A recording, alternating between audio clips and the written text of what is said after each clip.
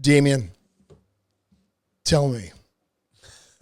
Yes. Ceramic brakes versus steel brakes. Which ones? Good question. I get this a lot. It depends what you're doing. Let me start off by saying both are great. If you've got good, huge 6-pot calipers on steel brakes, you're going to be fine. Everything's going to be great. The carbon ceramics are better brakes. They are the best brakes you can get. Now, are they better brakes for city driving? Do they take a while to warm up and it's more of a racetrack thing, or no? Not anymore. The modern brakes now with the modern pad compounds that are in cars that you usually buy are fantastic, and usually you won't have much issues. You could have some squeaking. They do have some noise that they've perfected better on the steel brakes, I feel like.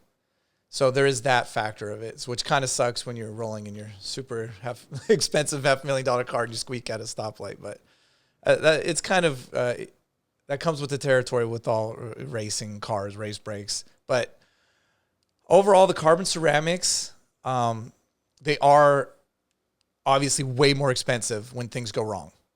So if you're tracking the car, and that's the only time I ever see those brakes go bad, you're going to spend more money because it is very expensive. You know, a set of pads can cost anywhere from $1,500 to $3,000 for just brake pads.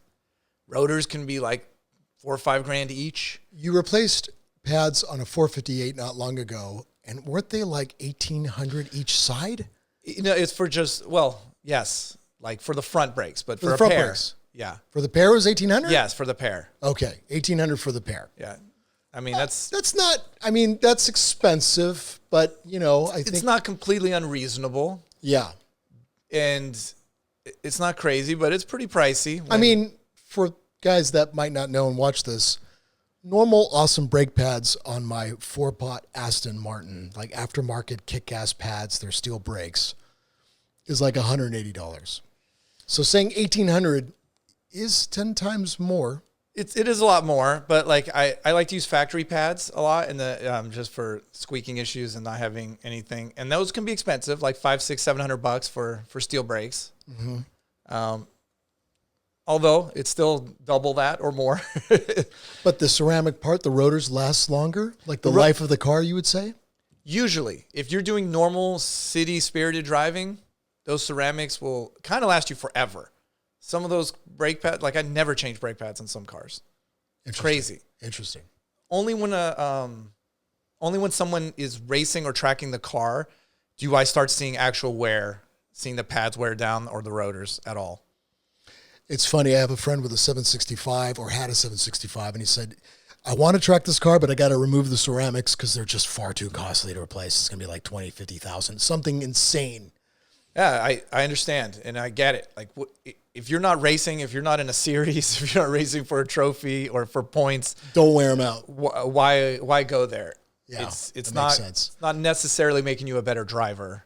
Now, when were they not so great? Because I remember back in the day when they started to introduce, it took a while for them to warm up. They were good once it was warm and spirited driving, but they weren't good in traffic. What's the deal with that? I mean, my issues were with the early cars. And I'm thinking, I remember driving, I think it was like an 07 or 08 Gallardo Superleggera so it was one of the first cars with them. And the modulation was very difficult to control. It was super sensitive. So at slow speeds, like just coming to a stop, trying to be a nice, normal human being, every time coming to a stop, just so difficult to get that correct modulation down. Of course, if you're slamming at 110 miles an hour and you got to stop, it was great. But I did feel like they didn't quite get it there. And then also it could be very squeaky. It just wasn't perfected. Cars you get now are pretty great. What about sort of old, like an F12, which is what, 2015? I think so. Okay. What about those? Pretty darn good. Okay. What car, if you can remember, where you drove a customer's car going, wow, these brakes are freaking phenomenal, and they were ceramic. Which car was that? Well, I can tell you. What made you go, wow? I remember being in it was a Mercy Roadster, and it was, I'm trying to remember if it was an LP 640 or not. It was a manual car. This was way back when the car just came out. It was brand new. Okay. And we were going on a test drive in Mexico. Yeah. And we were probably doing 100 or 100 something. And literally an old lady pulls out.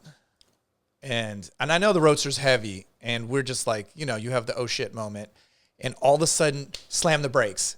And we're like, are we going to make it? And we stopped 100 feet before. It wow. wasn't Like right even on a close. dime.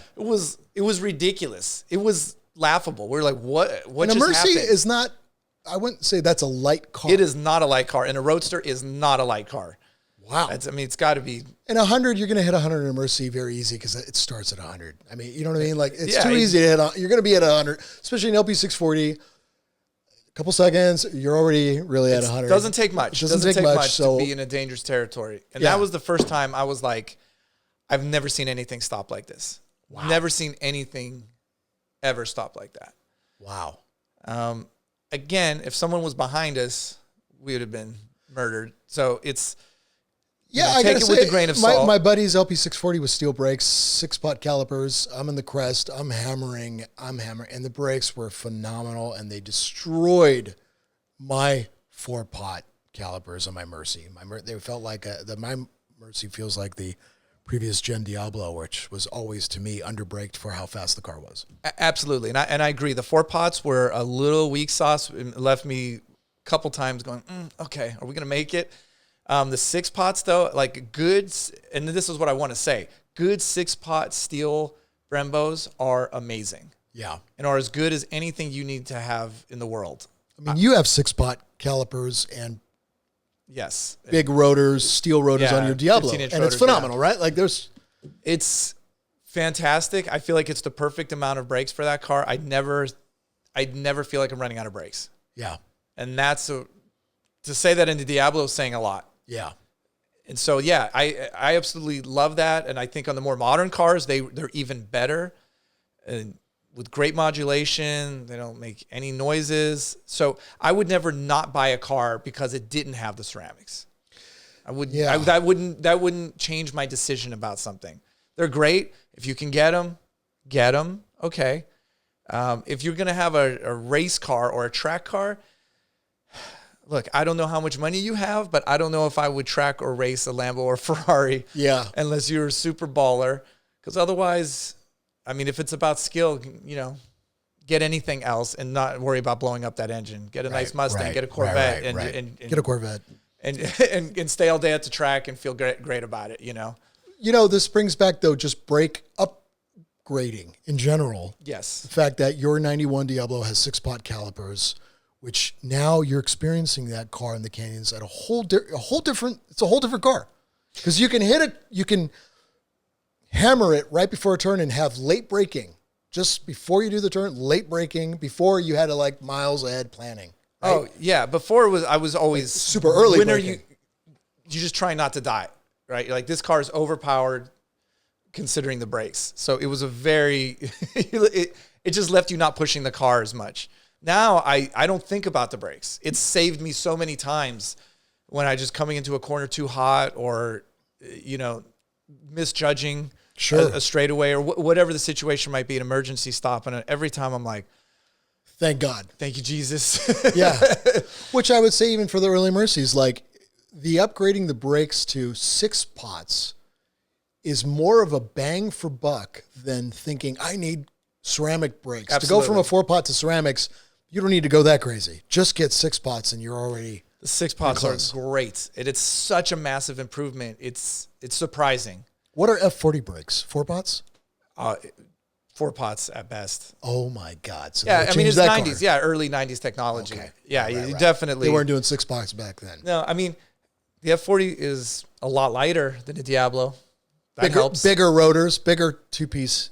Yeah, so there's patent rotors. It has a lot going on. My WRX has 4-pots, 4-pot Brembos on there, and it's plenty for that car's for plenty. a 300 horsepower car, 280 horsepower car. Yeah. But we're talking 500 horsepower, 500 foot-pounds of torque. A 200-mile-an-hour car. Yeah. Let's got just say 6-pots. You gotta have it. You need some brakes because after 140, 150, then it becomes a different world. What are Countach brakes? Single freaking piston? No. I'm Dinky? They're dinky. I want to say they're from some kind of Volvo or BMW. They're Ate. They're not good, not great. Not a great brake for a car that maybe can hit 170. It's decent for the car. For most of the power of the car, you think it's okay. For high speed, no, not good. It's not. You got to think ahead. Don't think I don't know. A Countach is a whole different realm. If you're doing 170 miles an hour in your Countach, first of all, I salute you and come home safe, my brother. You're going for it. That might not be the car. Yeah. I don't know. I mean, it'll do it. I think the car feels fine. I mean, I know the Diablo felt great at high speed. I never drove a Countach that fast, so I couldn't tell you. A Diablo at 150, 160 is shockingly stable. However, I've been there when we had to do some emergency stops, and I got to tell you, the panic time. With stock brakes, panic time. The butt clinches. You're like, oh, man. You start downshifting real hard. You start digging deep. So Diablo 6 pots or early Mercy with 6 pots is a must upgrade because my Mercy, compared to an LP 640, a newer one with 6 pots, I'm definitely spirited on the Canyons, and I'm I love eating GT3s. Not that an experienced driver with a GT3 would eat me, but I definitely have fun. But if I had 6 pots, watch out.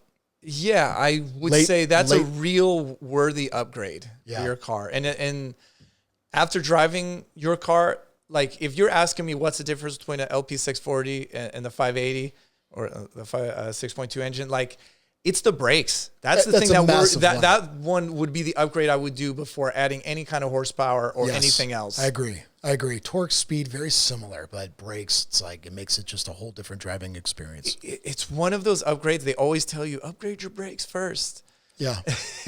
And there's so much truth in that. And it is, because if you can stop, you can do a lot of things. Yes, you are faster with more braking power. It's the hard reality. It makes you feel better about coming home alive. That twin supercharged Diablo, was that with stock brakes? Stock brakes. Oh, wow. Not bad. Brakes aren't bad. Right? No, compared to American cars back then at that era. Yes, correct. Compared to what? Yeah, but wow. Yeah, it's a lot of horsepower and torque for through a canyon. Brakes. You have to think about it. Yeah, that makes sense. It's a lot. It's a lot. Thanks, Damian. Thanks for the insight. Yeah, absolutely.